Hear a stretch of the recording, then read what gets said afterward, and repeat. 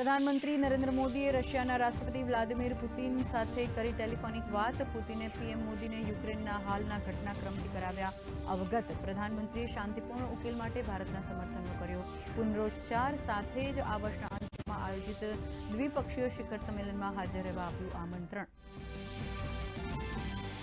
કેન્દ્રીય મંત્રી ગૃહમંત્રી અમિત શાહે માતા સીતાના જન્મસ્થળ પુરોના ધામમાં ભવ્ય સીતા મંદિરનું કર્યું ભૂમિપૂજન. સીતામઢી દિલ્હી અમૃત ભારત ટ્રેનને આપી લીલી ઝંડી.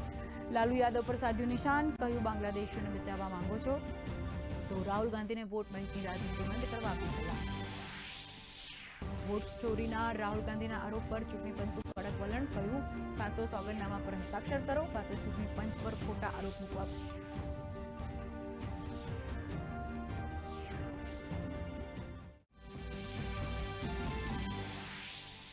પ્રધાનમંત્રી નરેન્દ્ર મોદીની અધ્યક્ષતામાં મળેલ કેબિનેટના 5 મહત્વના નિર્ણય.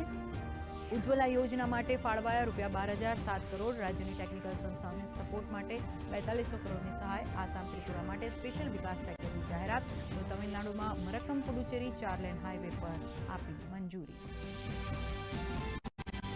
હર ઘર ત્રિરંગા યાત્રા અંગે ગાંધીનગરના કમલમમાં ભાજપ દ્વારા કાર્યશાળાનું આયોજન. ત્રિરંગા યાત્રા અભિયાન સાથે ઓપરેશન સિંદૂરની વર્ણવાશે સાફલ્ય ગાથા. રાજ્યના 580 મંડળ અને 51,000 બૂથ લેવલે ત્રિરંગા યાત્રા અભિયાનની તૈયારીઓ શરૂ. સ્વાતંત્ર્ય પર્વની ઉજવણીના ભાગરૂપે સુરેન્દ્રનગરમાં નીકળેલી ત્રિરંગા યાત્રામાં 100 ફૂટના 2 ધ્વજ બન્યા આકર્ષણનું કેન્દ્ર. તો સુરતમાં એરપોર્ટથી ડુમસ સુધી નીકળી 10 કિલોમીટર લાંબી ત્રિરંગા યાત્રા. લોકોમાં ત્રિરંગા યાત્રાને લઈને ભારે ઉત્સાહ. મહેસાણા જિલ્લામાં ફૂડ અને ડ્રગ્સ વિભાગના દરોડા. વિજાપુરમાંથી નકલી પનીર બનાવતી ફેક્ટરી ઝડપી.